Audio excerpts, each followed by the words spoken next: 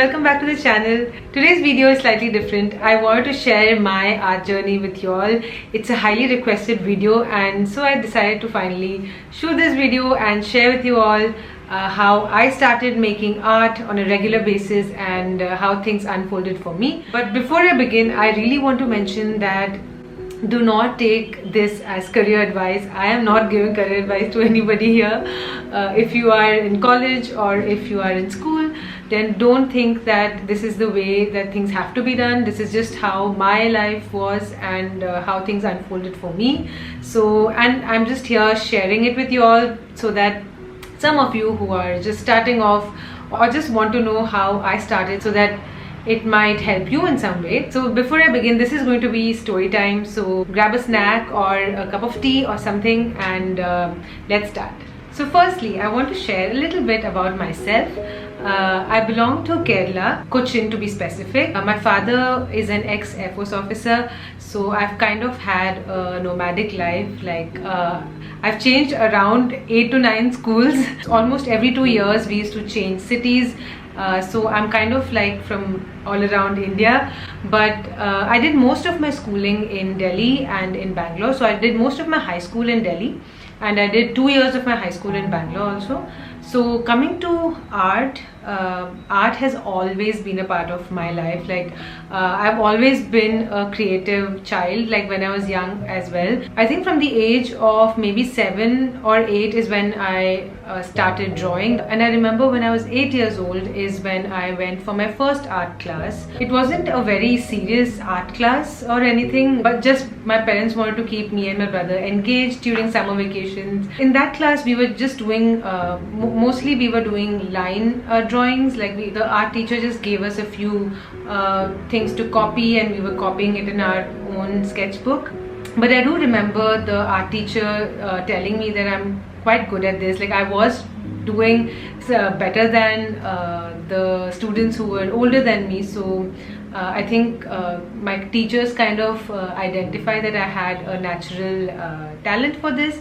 So I've been asked this a lot, if I've taken any sort of art training. So not really. When I was 7, I attended this art class, and I think when I was 14 or 15, I attended another shading class. That too was, I think I just went for maybe 5 or 6 classes.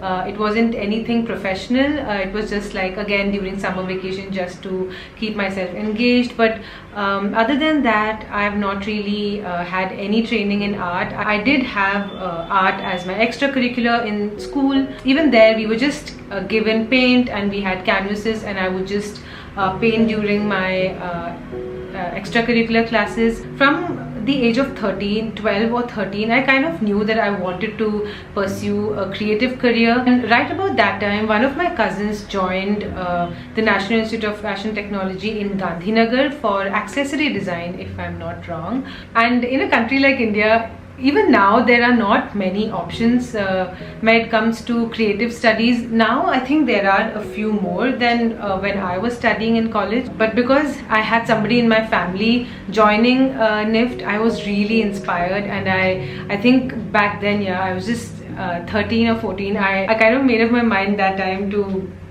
go for NIFT for fashion studies. So during my 11th standard, I took a 2-month crash course thing for preparing myself to write the NIFT exams. So NIFT has 2 exams, which first is the general aptitude test and second is the creative aptitude test. And the reason I took a coaching class was so that they kind of know the pattern of how these things go, right? So it really helped me to kind of understand what sort of questions will be asked, and just to prepare myself better. And this was a 2-month coaching class which I attended in Delhi. But that was when I was in 11th standards. Obviously when I was in 12th, I was obviously focusing more on my academics, and because I took science in my 11th and 12th, I had a lot to study. Even though I knew I wanted to pursue a creative career, I really enjoyed studying science. So I had physics, chemistry, mathematics, English and physical education as my main subjects in 11th and 12th.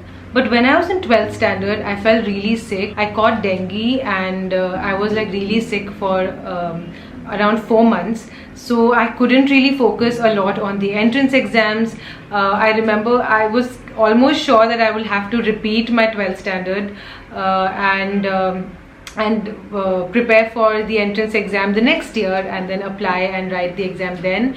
But somehow like it was really a miracle that I was able to complete my 12th standard year itself. And so I decided to write the entrance exam for NID, which is the National Institute of Design, and for NIFT, National Institute of Fashion Technology. I did not apply for any other design school. I know there's Pearl Academy of Fashion, there is a Shrishti School of Design. There are so many design schools now, but I applied only for these two schools. But like I mentioned, I was sick for a prolonged time in my 12th standard, so I couldn't really prepare that well. But I still gave the entrance exam, though I did not get into NID.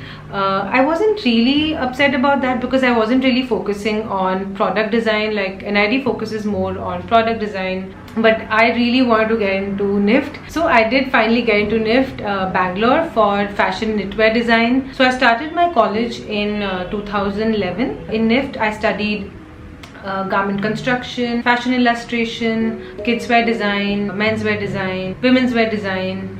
If any of you are interested, I can share some of my work from NIFT here. I can do another video for that. These are some of the subjects. It is a 4-year course, so there are a lot of things that you study in NIFT. I also had internships while I was in college. I also had the opportunity to go for foreign exchange to Switzerland Textile Institute. I think that's what it's called.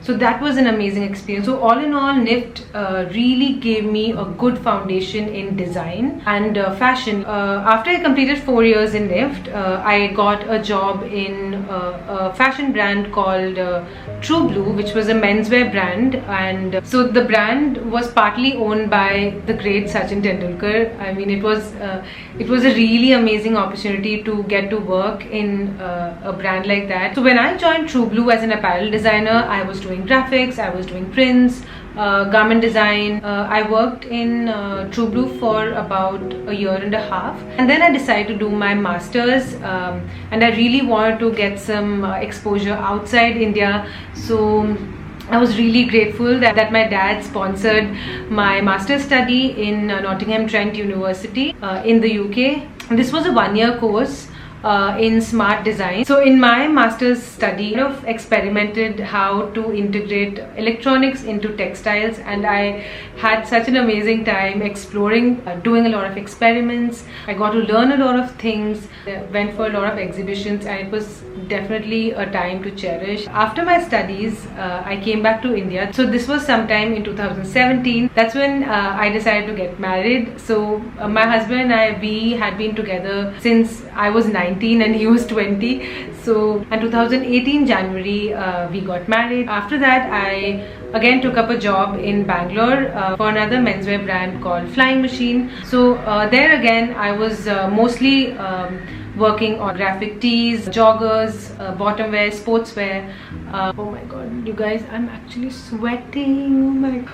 So I really can't switch on the fan here because it's such a noisy fan. So, and I worked there for about 2 years and till December 2020. So that's about my work. Now, how art came into the picture was while I was working as an apparel designer in Bangalore, my husband decided to pursue his masters. He's a doctor and he wanted to pursue his MD. So in 2019 he shifted to Manipal and I was in Bangalore. I was working that time. So we kind of had this long distance marriage sort of a thing. So he used to visit once in a month, or either I used to visit him or he used to visit me once in a month.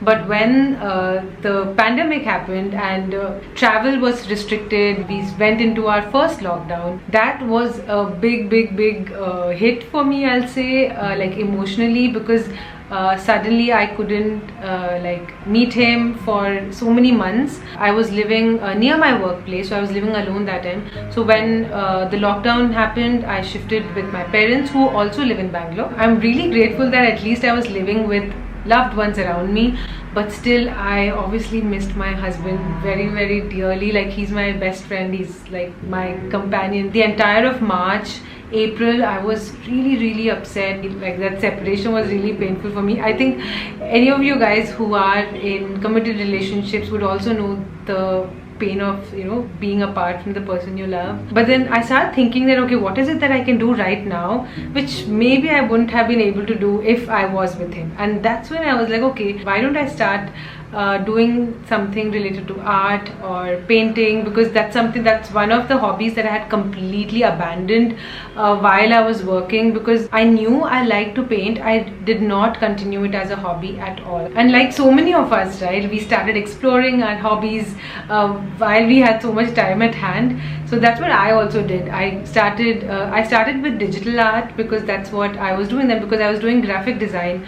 I kind of thought that maybe digital art would be easy for me, because I hadn't touched paints for like forever. So I thought, let's just start with digital art, and then slowly, if I feel comfortable, I'll start doing traditional art. So I started making some digital art. I started posting it on Instagram, and when I started seeing the response on Instagram, I felt even more motivated, because at that time, I think all of us were going through the same thing, and I was kind of making artworks related to daily life, you know, things I'm doing at home and things that were going inside me at that time. It was a really good way to kind of express that pain I was feeling in some sort of creative manner, and that really helped me.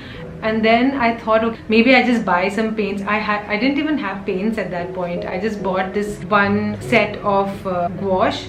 I started painting a little bit here and there, and I decided to start with the 100 Days of Art challenge. And I think that challenge really helped me get a momentum, and it really got me into a habit of painting daily. Though I couldn't complete 100 Days of Art, I did manage to do 33 days, which is a big achievement for me. Like, painting every day for 33 days is it's a big achievement for me, and I was really happy that I at least tried to do that. So, but then, even though I couldn't complete the challenge, I did get into the habit of getting up every day, thinking of what to paint, or at least having some references with me so that I can paint right away. So it kind of helped me build a practice that way. That's the good thing about challenges. It kind of, you know, gives you that push that, okay, I need to complete this somehow. It's not really easy to do these challenges. With that, I started like exploring different things that I could paint, and one painting after the other, I started getting so much more confident in my own skill, and I started kind of revisiting my own techniques, like the things that I used to do when I was painting in school. So I started the challenge in July, but July and August the travel restrictions were lifted. I decided to come to Manipal here to be with my husband. I was doing the challenge in between all this, so I couldn't really complete it, but nevertheless I did get into the practice of painting every day. And even after I shifted here, I kind of realized that by the time it was time for me to be reunited with my husband, the pain had kind of gone, like the sadness I had, because I had a way to express that sadness, I'd say. So when I came here to Manipal, I was still working from home. So during the day, I was doing my day job, like my full-time 9-to-5 job, and after my work was over, I used to paint every day. While I was at it, slowly I started thinking that maybe I can start a small business. That's how I started like looking into that, doing some research, all the kind of technical things that go into creating a website, getting a GST number. So by December 2020, I decided to quit my full-time job, and by that time I started getting a few opportunities in the art side of things. So I was doing murals, also had started taking commission work, and so I thought maybe I want to start the new year fresh and really see what I can do with this passion of mine. And also after that, I decided to start a YouTube channel because I wanted to share my work with you all. And sometime in May, I launched my website, and since then I've been like just experimenting and exploring different projects. So that's where I am at right now. Like I mentioned, this is definitely not career advice. If you want to pursue art professionally, it's completely up to you. If you want to pursue art like a hobby or like a practice, that's also completely up to you. I am not going to give any sort of advice in that front, but I do want to say that I remember when I was transitioning from like a 9-to-5 job to being a full-time artist, there's this kind of a phase where I went through an identity crisis. Like I really didn't know if I can just call myself an artist, because I don't have a degree in art. I am a designer, but I don't have a degree in art. So should I call myself an artist? But I remember reading this book called The Practice. It's Shipping Creative Work. It's by Seth Godin, and he really addresses this issue here. Basically, he says that, you know, if you want to be a writer, let's say, you write every day and then you are a writer. If you want to be an artist, paint every day. If you want to be a dancer, dance every day and then you are a dancer. I kind of had to like really change this mindset that I had to get a professional degree or a professional qualification to be called an artist or to call myself an artist. But basically you don't need any of those things. You just have to have the practice daily. And that's what I did too. Like I just stuck to art as a daily practice. You know, within months you'll start feeling more confident, and eventually it just becomes a part of who you are. Okay, so I was in the middle of editing and I realized that there was some drilling going on top when I was recording, and the volume was so loud that I'm actually not audible, so I had to like cut off a bit of the video. But what I was saying was that you don't need anyone's permission to follow your passion. If you are passionate about it, then you just have to be consistent and try as much as possible to integrate it in your life in a more disciplined manner. For some of us, we have to practice more. For some of us, it comes more naturally. I really believe that talent is it's really of no use if, you know, there's no hard work or work behind it to make something out of it. So yeah, I don't think I have anything else to share with you all. Like, this has been my story till now. I'm still in the initial phases of you know, art being my full-time, and I'm so happy to take you all along with me. And oh my god, you guys, we have reached 10,000 subscribers. Oh my god, I'm so grateful to all of you for joining me on this journey. I really want to share every chapter of my life with you all, so that it helps some of you who are in the same path as me. And yeah, I'll see you all in the next video.